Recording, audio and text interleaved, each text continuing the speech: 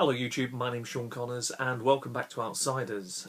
Today I'm going to be taking the next steps in the AV video series. This is the advanced video series. If you haven't already seen those, please check out. They're a chain link of videos.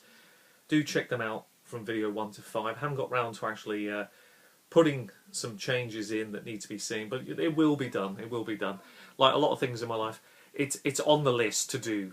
We will get round to doing it. Now, I'm going to take my time with this series of videos. This particular part, I'm not sure yet, having looked at the notes that I've made, the information I wanted to relay into the videos, and the way that I wanted to go about doing it. I want to do it quite slowly, so I'm not going to try and put too much into a 10-minute video. What I want to do is put a piece in, finish that little piece, and then build on to the next.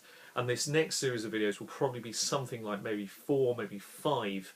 So we're going to start with 6, and then 6.1 and so on, so that it'll be a relevant chain of videos for you to have a look at.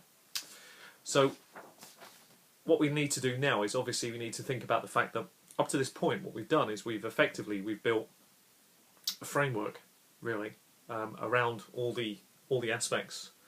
We've looked at our players, we've looked at the sort of campaign we want to run, we've looked at all those things. So now we've got to put something in it. And really what we're talking about here, to be perfectly honest with you, is adventure design. You know, campaign stories, whatever you want to call it, but adventure design, effectively. And so let's start off with one of the most obvious things indeed, plot hooks for today. Basically, at the very beginning of this, it doesn't really matter what style you have, whether you're an ad-libber, whether you're a planner, because the steps for both camps remain the same, and you can do that either instinctively use these steps off the top of your head, or you can meticulously plan them down. And I think this is one of the most interesting things, because people who are very good at ad-lib will probably carry out these steps subconsciously, and the people that are good at planning will certainly do them without thinking. Now, you might think you're one thing or the other, but with real no basis other than what the players at the table tell you to work off, which again is something that, you know, we're going to ultimately explore through the series of these videos.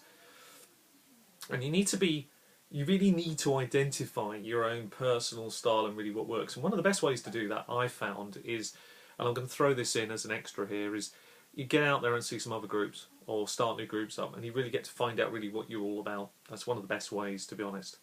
So plot hooks, let's have a look at that for starters.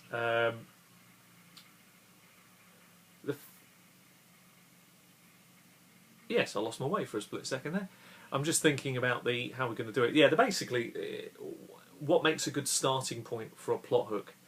First off, it's got to lay out a goal and the biggest obstacle stopping you getting it, all within a short sentence or phrase. And those are the best plot hooks. So let me recap that piece, because I think it's critical. It needs to be able to sum up a phrase or a couple of words that make it obvious what the players have got to do. And I mean that sincerely, because sometimes we get so wrapped up in the deepness, the layers of our games, we forget, pardon it, the bleeding obvious. And that is to sum it up quickly. So let's do something about summing up, which I'm not doing right now. So let's sum it up. So, for example, slay the Lich King, find the person that killed, find the people that killed the Sultan, find the Sword of Cass. Those, by their definition, give you something to do and a reasonable. There's an obstacle somewhere in there. Even finding the Sword of Cass, or who's Cass? Where's his sword likely to be? It's going to give the player something to feed off. And also as well, often, one of the key things about very well done ones is they'll often start off with a verb. You know, things like find, slay. It's pretty simple, but in its nutshell, it's critical to know that. Very important to understand that. And that's why I wanted to make sure that I highlight that point to start with. When you run an adventure, you only see the adventure itself that you've worked out. You only see, sorry, I'll rephrase that. You only see the actual adventure itself as it's written down and as you've worked it out, or not worked it out as the case may be. And something that often people forget is, again, one of those really obvious things, but not so obvious if you don't. It's not so obvious if you don't take the time out to think about it. So, for example, when you read something, you often think that's very straightforward. There's not much depth in that. So if you take the example of who killed the Sultan as an example, find who killed the Sultan. You just see the various steps. So you'll see things like who the assassins are, why they killed the Sultan, how they escaped, where they've gone now, what the defences are. You'd see those parts, but for the players to actually start working them out is another thing entirely. So what generally happens is that we forget that we don't need to make an adventure complicated, because the players will do that for us. As simple as example as the Sultan is, it's very simple. The players will have to break down each of those steps. So the first step is who's likely to have killed the Sultan. So immediately they're going to be throwing up potential suspects left, right and centre about who's behind it. And it's very easy for the players to get themselves embroiled in. I don't even have to do any work, do I? All I've done is set up the very, very simple part, which is, okay, who killed? Sultan's been killed. Can you imagine? Put yourself in their shoes for a second here. So there I am as a GM. I've written this really, in my view, simple story, and I'm thinking, God, this isn't really good enough. Often I've felt that to myself. It's not deep enough, Sean. Where's the theatrics? Come on, where's that sense of theatre? Give me something good. And I'll rack my brains out, thinking, it's got to have something different. The guys are too experienced. They deserve more. From me as a GM. I've got to come up with something pretty amazing here. And then I go back to good old-fashioned plot hooks, and I just think, no, I don't need to do that much work, because if I just put the story out there, right? So there we are. The Sultan's dead. Put a few little leads in. Nothing major, and just think about the obvious bits that I know are going to need to be thought about, because the players are quite clever. Who killed them, why the Sultan was killed, where they gone, what are the defences. Those sort of basic questions that are very relevant, because I've got to be able to roll with the punches. If you're a good ad-libber, you probably don't have to think about it, but I like to think the whole thing through. That bit really makes a lot of sense to me. Obviously the players will complicate it for me, because what's going to happen? The first thing is they're going to look into how the Sultan was killed, who likely did it.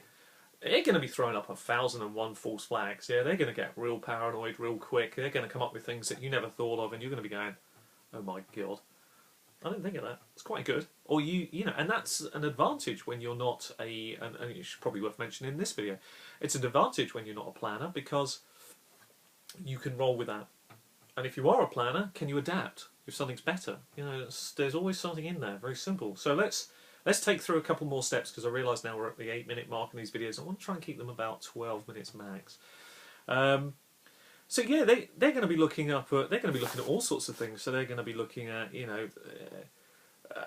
they'll try and work out all of the above factors, won't they? The players they'll complicate it completely for themselves. Really, that's what I'm saying here. So that before you've done another stroke of work, the plot hook can deliver so much for you, and it's such an integral device for the GM.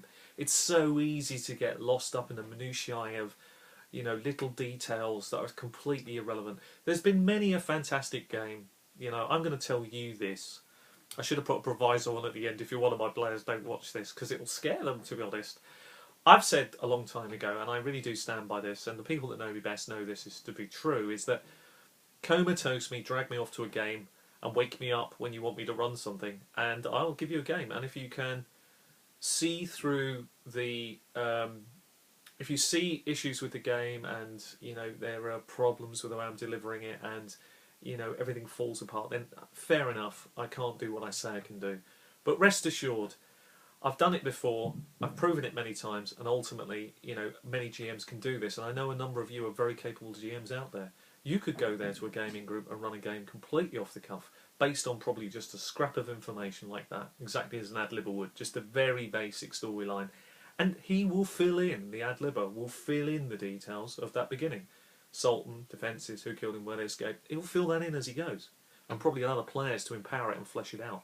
For the planner, he'll have meticulously worked it all out, leaving a number of clever little things in for the players to pick up on and maybe go down different routes and suspect the wrong people. But those are stories for other parts to adventure design, which we're going to cover. And I want to also point out a few things. You might be thinking here, well, it's all very basic, Sean, there's not a lot in this. But I want you to bear in mind that we're all different GMs at different points along the journey. Yeah?